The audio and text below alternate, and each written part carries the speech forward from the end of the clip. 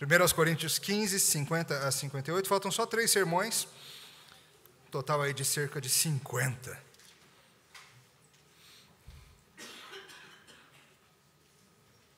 Peço atenção para a leitura da palavra do Senhor, 1 Coríntios 15, versos 50 a 58. Assim diz a palavra de Deus. Isto afirmo, irmãos, que a carne e o sangue não podem herdar o reino de Deus, nem a corrupção herdar a incorrupção. Eis que vos digo um mistério. Nem todos dormiremos, mas transformados seremos todos. No momento, num abrir e fechar de olhos, ao ressoar da última trombeta, a trombeta soará, os mortos ressuscitarão incorruptíveis e nós seremos transformados. Porque é necessário que este corpo corruptível se revista da incorruptibilidade, que o corpo mortal se revista da imortalidade. E quando este corpo corruptível se revestir de incorruptibilidade e o que é mortal se revestir de imortalidade, então se cumprirá a palavra que está escrita: tragada foi a morte pela vitória. Onde está, ó morte, a tua vitória? Onde está, ó morte, o teu aguilhão? O aguilhão da morte é o pecado, a força do pecado é a lei. Graças a Deus que nos dá a vitória por intermédio de nosso Senhor Jesus Cristo. Portanto, meus amados irmãos, sede firmes e inabaláveis, sempre abundantes na obra do Senhor, sabendo que no Senhor o vosso trabalho não é em vão. Até aqui a palavra de Deus, vamos orar.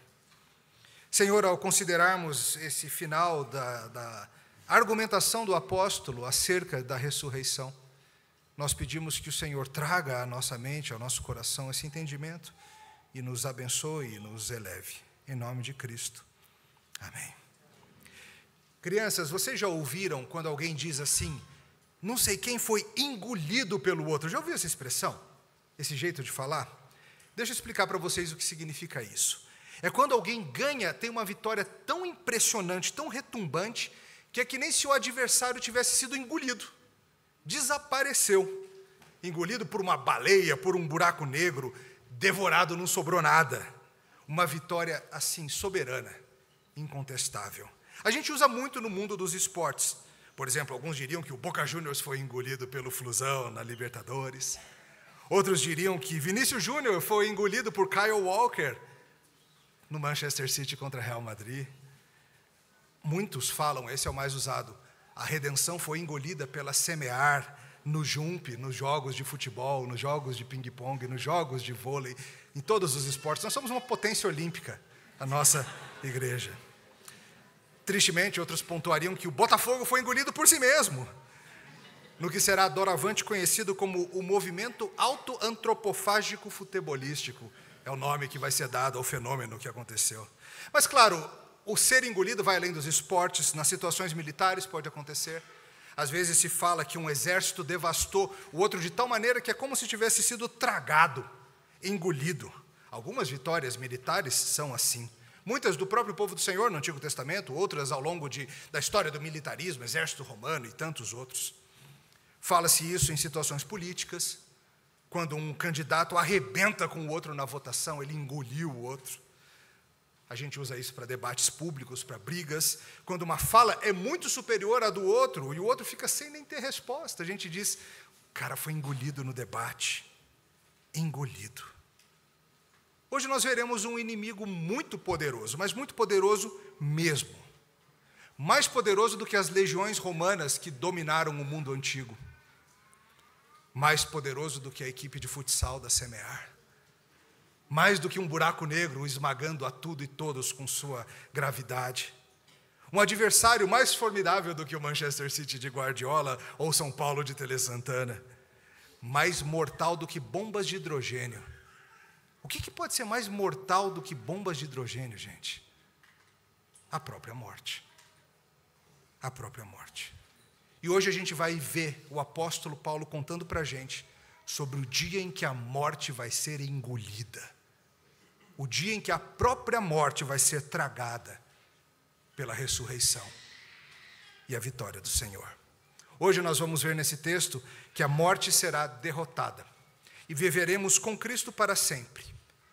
E isso deve nos animar agora mesmo a uma vida de serviço ao Senhor. De novo, a morte será derrotada, viveremos com Cristo para sempre. E o resultado disso é nos animar agora a uma vida de serviço a Deus. A gente vai ver isso em 3 partes, e aí a gente arremata com a conclusão de Paulo, tá bom? Primeira verdade que a gente precisa considerar com cuidado no nosso texto é que esta carne não pode herdar o reino de Deus. É o que ele diz no verso 50, não é? Olha comigo na sua Bíblia. Isto afirmo, irmãos, que a carne e o sangue não podem herdar o reino de Deus, nem a corrupção herdar a incorrupção. Estamos chegando ao final dessa gloriosíssima sessão sobre a ressurreição, 1 Coríntios 15. Decore esse número quando você precisar lembrar do que a Bíblia ensina sobre ressurreição, 1 Coríntios 15. Nos últimos sermões, pastores Marcel e Tarcísio nos levaram a considerar questões muito importantes e diversas sobre a ressurreição. Analisamos o evento do ponto de vista da sua historicidade, as testemunhas oculares e tanto mais. Falamos da importância, falamos da esperança envolvida na doutrina, falamos da ressurreição de Cristo e como que ela se conecta com a nossa ressurreição. Foram diversos sermões em que nos embrenhamos detalhadamente nas consequências dessa tão amada doutrina que estranhamente não recebe o amor que deveria da parte do povo de Deus. Falamos sobre objeções, falamos de implicações, falamos da natureza do corpo ressurreto, falamos da vida prática à luz disso tudo. Nós somos o povo da cruz, a gente costuma dizer, e está correto dizer, mas nós somos também o povo da tumba vazia. Eu acho que é porque tumba vazia não fica tão boa como logomarca de igreja, né? E cruz fica, então a gente usa mais a cruz. Ou enfeite de salão de culto, não tem uma tumba vazia, normalmente é cruz. Mas nós somos o povo da tumba vazia. O Evangelho é a notícia não só da morte de Cristo pelos nossos pecados, mas da ressurreição de Cristo e a nossa junto com Ele. Isso tudo junto é o Evangelho. E agora é a hora do apóstolo arrematar tudo isso com algumas conclusões e lembretes, nos dando ânimo para essa vida. E Paulo nos traz esse lembrete poderosíssimo e sério. Carne e sangue não podem herdar o reino de Deus. O que é corrupto não pode herdar o que é incorrupto. Como assim, Paulo? Será que Paulo agora está contradizendo o que ele mesmo falou? Porque a gente insistiu nisso em sermões passados, de que a ressurreição, de que a nossa eternidade não vai ser uma alma flutuando pelo céu ou vagando entre nuvens, mas teremos corpo de carne e osso, sangue e pelo para sempre. Agora Paulo está dizendo que não? O que está acontecendo? Não há contradição. Esse aqui é o jeito antigo de dizer que carne e sangue corrompidos, a carne e o sangue como nós somos agora, era corrente se referir a esta realidade caída, a situação do homem depois do pecado de Adão e Eva, assim, esta carne, este sangue corrompido. E agora ele vai explicando e vai ficando claro que nós estamos num estado tal que não podemos entrar na incorrupção assim. Nada daqui passará para o próximo estágio no mesmo estado, porque o estado atual é de corrupção.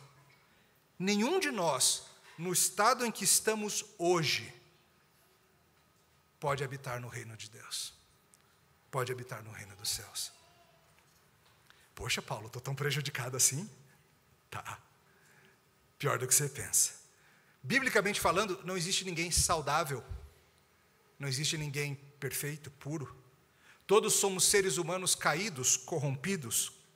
Nossa mente, nossa vontade, nossa imaginação, nossas emoções, nosso corpo, tudo isso foi bagunçado, foi corrompido pela queda. Nós nos tornamos mortais. E a nossa entrada no reino dos céus é impedida por esse fato, porque somos agentes poluentes.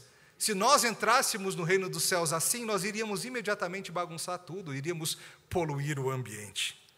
E no mundo refeito, diz a Bíblia, não pode entrar nada caído, não pode entrar nada corrompido. Nem nós em nosso estado presente, nem nós que cremos, tá? Em nosso estado presente. Aliás, esse sempre foi um princípio muito importante na história da redenção. Pensa no que acontece logo após a queda de Adão e Eva, segundo a descrição do Gênesis. Eles estavam no jardim no Éden, local perfeito e sem corrupção. O que acontece logo depois de eles pecarem? Eles são expulsos. Eles não podiam ficar ali corrompendo aquele lugar perfeito, eles não podiam mais morar lá. Pensa em todo o sistema sacrificial do Antigo Testamento, mostrava precisamente que para nós comparecermos diante da presença de Deus, não pode ser do jeito que estamos. Precisava haver um sacrifício de sangue para remover simbolicamente a nossa impureza. Senão nem adorar a gente podia. Hoje vocês estão aqui adorando ao Senhor, numa prévia do dia final, e vocês estão aqui e podem chegar à presença de Deus, por quê? Porque tem sangue de Cristo em nosso favor. Irmãos, essa é uma verdade importantíssima, sem a qual o Evangelho não faz o menor sentido. Nenhum ser humano tem o direito de nascença, tem a liberdade, tem a possibilidade de ir morar no céu por si mesmo. Nenhum de nós, em nosso estado natural, pode entrar no reino de Deus. Não adianta dar aquela lavada na mão, passar álcool em gel, dar aquela batida na calça para tirar o pó. As suas mãos são sujas de pecado. E tudo que você tenta limpar com elas vai sujando mais. Nós somos imundos por natureza, é o que a Bíblia nos ensina. E mesmo depois de lavados pelo sangue de Cristo, purificados, nascidos de novo, ainda continuamos seres caídos. Nosso corpo, mente, coração, tudo isso ainda é corrompido. Do jeito que está, não pode entrar. Crianças, já aconteceu com você de você chegar em casa depois de uma tarde de brincadeira, ou um dia na casa dos primos, alguma coisa assim, entra em casa tranquilinho e está indo deitar na sua cama, e seu pai e sua mãe falando assim, não, né? Está todo sujo. E você olha assim, tem uma laminha do futebol que você jogou, mas não é nada tão grave assim. A colcha novinha que mamãe comprou. Imagina, crianças, que vocês caem no esgoto brincando. Tá, não precisa ser dramático, né? Caiu no esgoto. Aí você chega em casa daquele jeito fedorento, cheio de coisas misteriosas pregadas em você. E você entra em casa, o que sua mãe diria imediatamente? Direto para o banho. Ou nunca volte aqui, não sei, alguma coisa assim. Direto para o banho, provavelmente, a sua mãe, né? Direto para o banho. Nós somos assim. Nós não podemos entrar no reino de Deus. Nós somos corrompidos, é o que Paulo está dizendo. Se você não está em Cristo, se você não tem a seu favor o sangue da nova aliança, se você não recebeu pela fé o perdão dos pecados e foi feito nova criatura, você não vai para o reino dos céus, é o que a Bíblia ensina. Não mesmo. Não importa se seu marido, se sua esposa, se seu pai, se seus filhos são cristãos.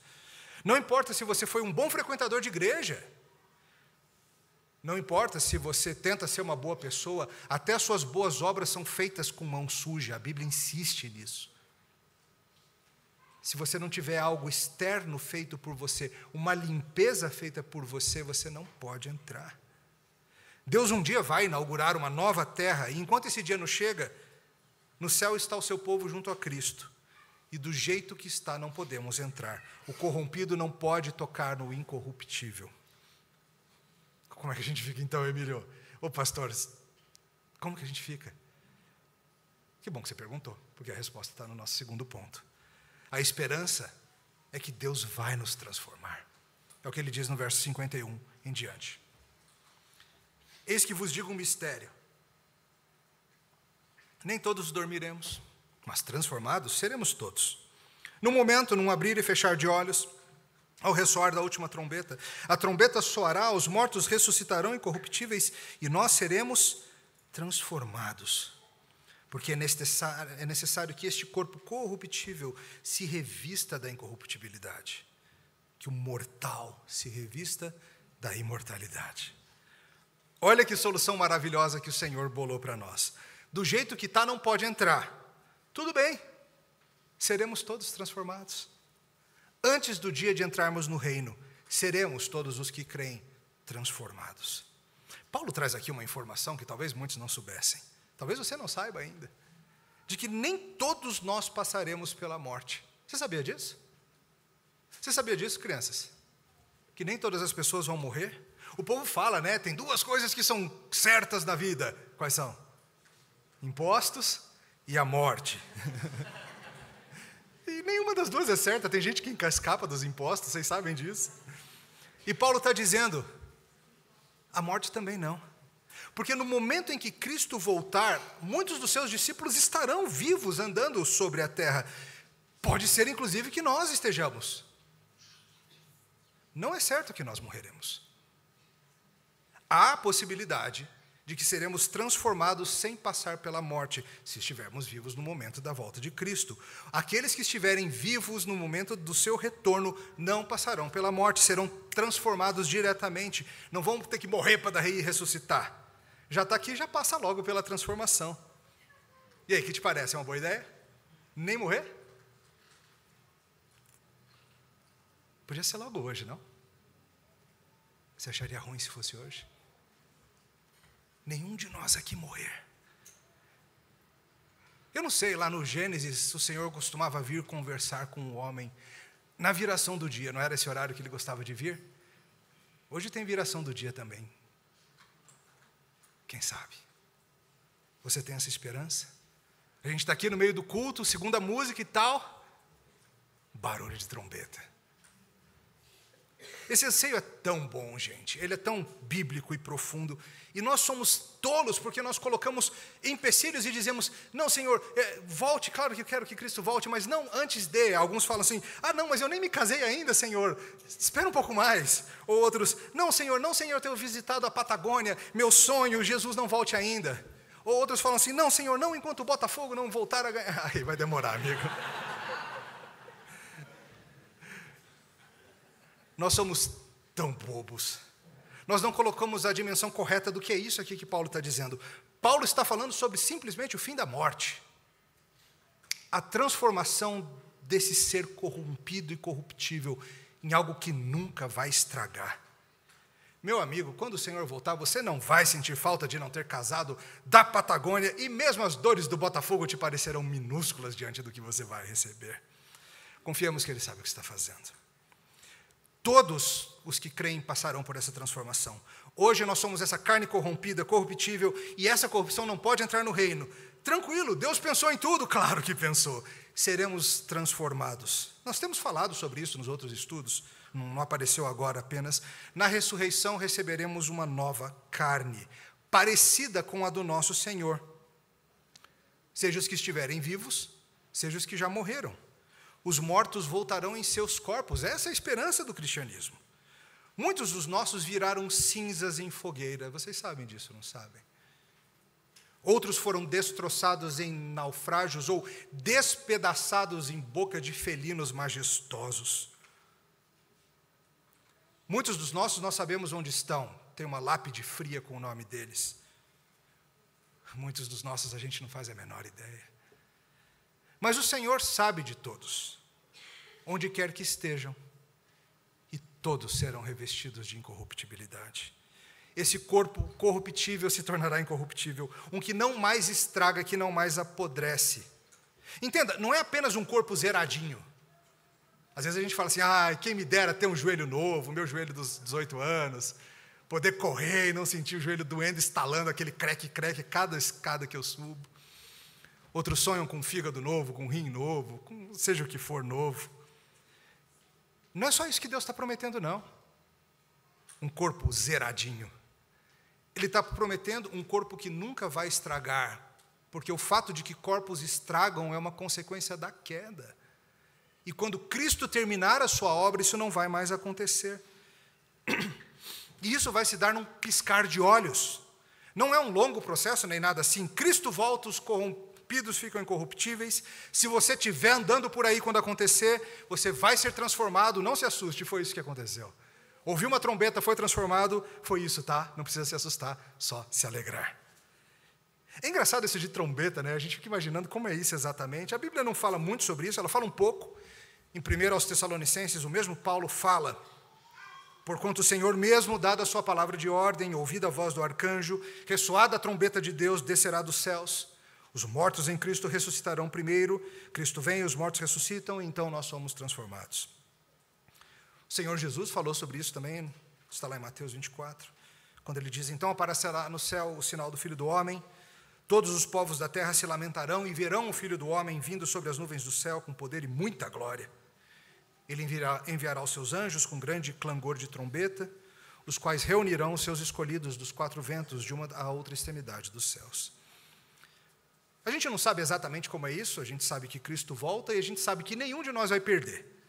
Todos os que creem, se você crê em Cristo, você vai passar por isso.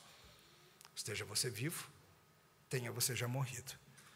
Assim que Cristo voltar, e nenhum vai se perder. Ah, será que vai faltar aquele seu tataravô que ninguém sabe onde foi enterrado mais? Não vai. E os mártires queimados, o corpo deles virou cinzas. O Senhor que criou vai recriar. Inclusive, note, independente do estado de santificação que você estiver no momento da volta de Cristo, você vai ser transformado. Seja você um novato, um bebezinho na fé, recém-nascido mesmo, ainda tomando leitinho espiritual. Seja você um dos maduros que já anda com Cristo há décadas, um ancião do povo do Senhor. Seja você um crente verdadeiro que está um pouco afastado no momento da volta de Cristo, você vai ser transformado. Aliás, tem um jeito clássico evangélico de botar medo nos próprios evangélicos quanto ao pecado, que é mais ou menos assim. Ouvi demais na adolescência. Imagina se Jesus voltar bem quando você está pecando. Veja, quase que como se ele voltar, se você estiver pecando, você não vai ser salvo. Já ouviu isso? Como se a salvação dependesse de eu me manter sem pecado e não de Cristo me salvar. Sabe o que vai acontecer se Jesus voltar bem quando você está lá aprontando? Você vai ser transformado e largado do pecado para sempre. É isso que vai acontecer. Com gratidão a Ele por ter te livrado até de si mesmo. E isso é um incentivo melhor para abandonar o pecado do que o medo de perder a salvação ou algo assim. Voltaremos a esse incentivo já já. Queridos, quando Jesus voltar, todos experimentaremos o poder da ressurreição perfeitamente. E a própria ressurreição do Senhor Jesus é uma prévia disso. Seremos como Ele é. O Senhor Jesus tem o mesmo corpo desde a sua ressurreição há 2000 anos. E não estragou? Nem vai estragar. Vai durar para sempre a gente também. Essa é a esperança da fé cristã. Uma ressurreição nos aguarda. O corruptível vai se tornar incorruptível. O mortal se tornará imortal. Esse era o nosso segundo ponto. E junto com isso vem a grande notícia de que alguém vai ser engolido. Sabe quem? Terceiro ponto. A morte será derrotada para sempre. Volta ao texto bíblico, verso 54. Paulo repete o que ele acabou de dizer no 53. Olha o que ele diz. E quando este corpo corruptível se revestir de incorruptibilidade, e o que é mortal se revestir de imortalidade, então se cumprirá a palavra que está escrita: tragada foi a morte pela vitória. Onde está a morte, a tua vitória? Onde está, ó morte, o teu aguilhão, o teu ferrão? O aguilhão da morte é o pecado. A força do pecado é a lei. Graças a Deus que nos dá a vitória por intermédio de nosso Senhor Jesus Cristo. Uau! Paulo repete o que ele acabou de dizer. Às vezes a gente faz isso retoricamente, a gente fala algo, a gente repete algo e fica dando aquela enroladinha assim antes de dizer algo saboroso e maravilhoso. Paulo fala e a gente fala logo, Paulo, o que é que vai acontecer quando formos revestidos de incorruptibilidade? Fala logo. Tem uma pergunta que eu tenho um pouco de medo dela, eu acho que você também. Sabe quando alguém chega para você e diz: soube quem morreu? E aí a pessoa não fala logo. Ela dá uma enrolada. Porque ela está saboreando o momento, antes de te dar a notícia e tal. Ela vai tomar uma água, ela vai responder uma mensagem. Já ouviu essa pergunta? Às vezes a resposta é alguém famoso, às vezes a resposta é alguém conhecido de nós, às vezes é um velho amigo, um parente. E você fica pensando naquilo, não sabe quem morreu, ao menos por um tempo. E Paulo hoje está dizendo para a gente o seguinte: sabe quem vai morrer? E é tão estranho dizer isso, mas é verdade. Sabe quem vai morrer? A morte vai morrer. Como assim a morte vai morrer? Todos nós chegamos no planeta e a morte já acontecia. Nenhum de nós aqui é velho o suficiente para se lembrar do dia em que não tinha morte. Mas houve um tempo em que não tinha. Então a gente acha que é parte da vida sempre. Que sempre foi assim e sempre será desse jeito. E Paulo está nos lembrando que não foi sempre assim. E não será sempre desse jeito. Vai chegar um dia em que nós poderemos dizer: sabe quem morreu? A morte morreu. Aliás, um dos títulos mais famosos da teologia mundial é o clássico de John Owen, A Morte da Morte da Morte de Cristo. Um título genial, invejável. E o que Paulo está dizendo é: a morte vai ser engolida.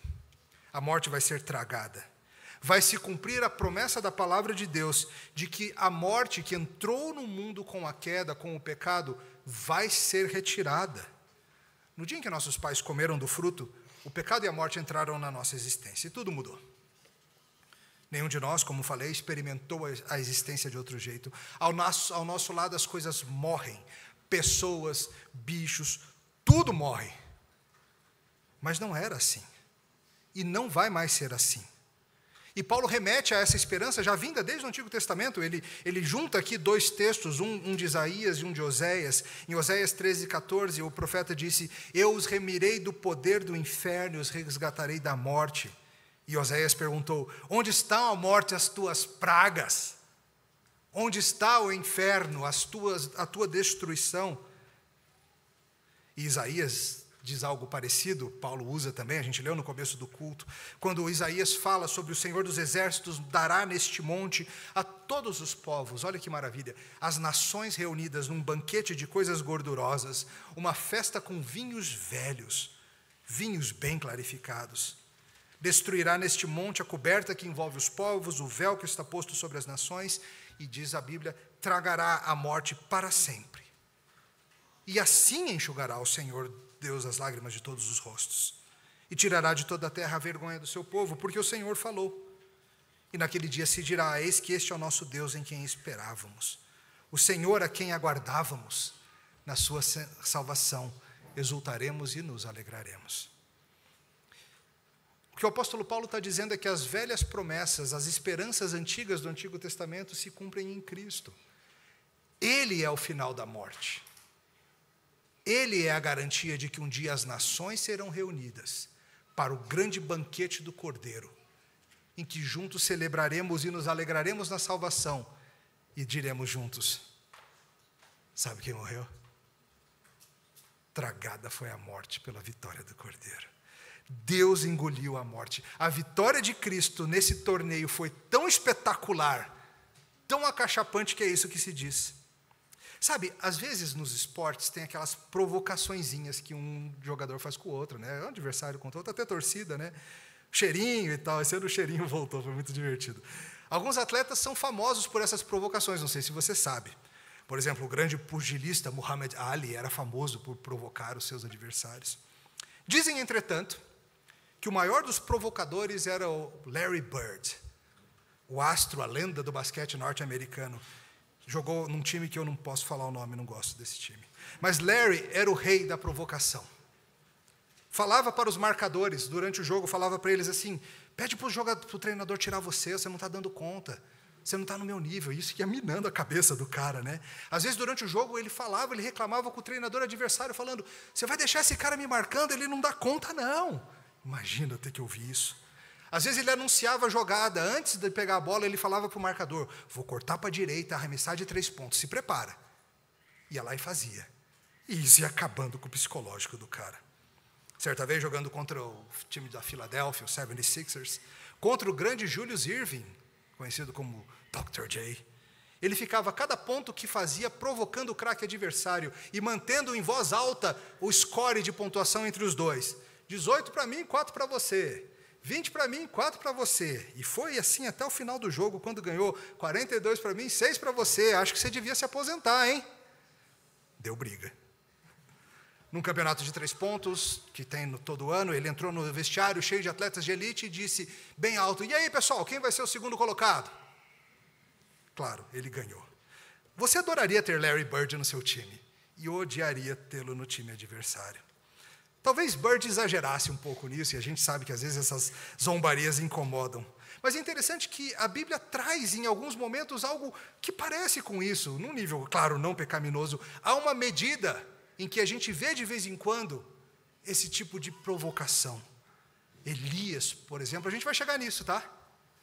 No livro de Reis, a gente vai chegar nesse momento, eu não vou dar muito spoiler. Mas ele dá uma provocada nos profetas de Baal. E aí, cadê o Deus de vocês, que não está aí? Será que está no banheiro? Depois a gente fala sobre isso. Salmo 2 fala sobre o Senhor rindo daqueles que acham que vão se levantar contra ele, contra o seu ungido. E é o que Paulo está fazendo aqui. Paulo está falando para a morte. Imagina falar com Dona Morte, com foice e tudo. Olhar na cara dela, A Bíblia não diz que tem foice, tá? É só a nossa interpretação moderna. Mas olhar para a Dona Morte e perguntar para ela assim, e aí, Dona Morte? Cadê a tua vitória? Cadê teu ferrão? Ah, não tem mais ferrão? Não tem mais, né? Cadê o aguilhão da morte? Aliás, qual é o ferrão da morte? Como a Bíblia explica aqui, é o pecado. Porque veja, se o pecado não tivesse acontecido, a morte nunca teria tido espaço. A morte só conseguiu picar as pessoas porque nós pecamos. E o poder desse aguilhão está na lei, afinal, o pecado é a transgressão da lei. Apenas porque nós quebramos a lei de Deus é que a morte se tornou poderosa para picar. E a boa notícia é justamente que Jesus cumpriu as exigências da lei e morreu pela nossa dívida. E por isso, o ferrão da morte não serve mais. O escorpião não tem mais o seu rabinho. A jararaca perdeu o seu veneno. A morte não tem mais como nos ferir. Acabou para ela. E Paulo olha para a morte e fala aí, vai, morde aí que eu quero ver. Não tem como, né? Paulo olha a Dona Morte no olho, com foice e tudo, e diz, acabou para você. Nunca mais você vai levar ninguém. Tragada foi a morte pela vitória. Um comentarista bem chamou a minha atenção para o fato de que Paulo está falando sobre aguilhões, e quando Jesus o converteu na estrada para Damasco, uma das coisas que Jesus falou para ele foi, Saulo, Saulo, por que me persegues? Dura coisa é você ficar lutando contra os aguilhões. Não é curiosa essa associação?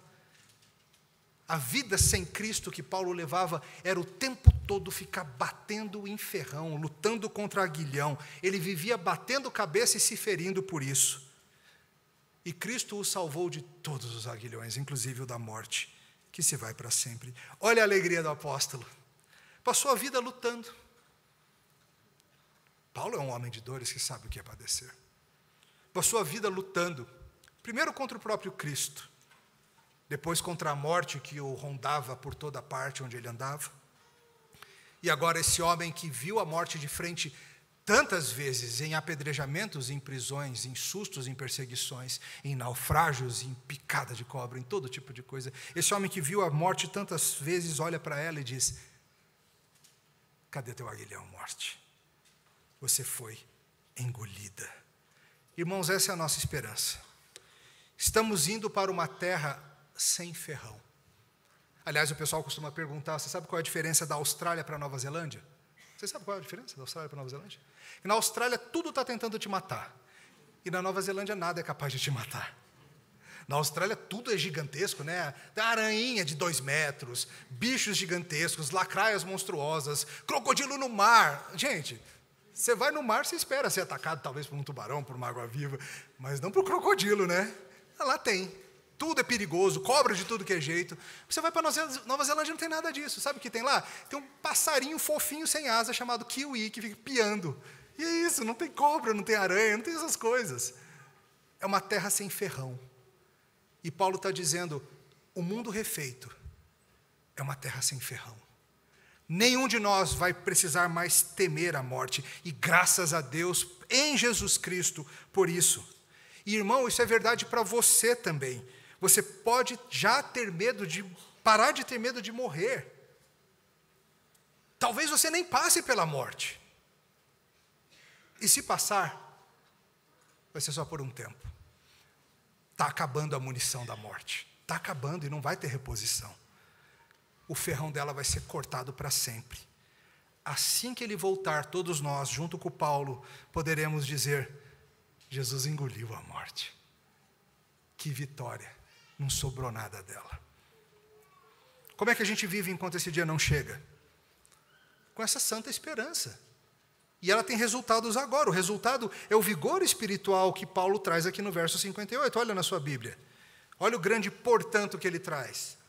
Logo, portanto, meus amados irmãos, sejam firmes e inabaláveis e sempre abundantes na obra do Senhor, sabendo que no Senhor o vosso trabalho não é em vão.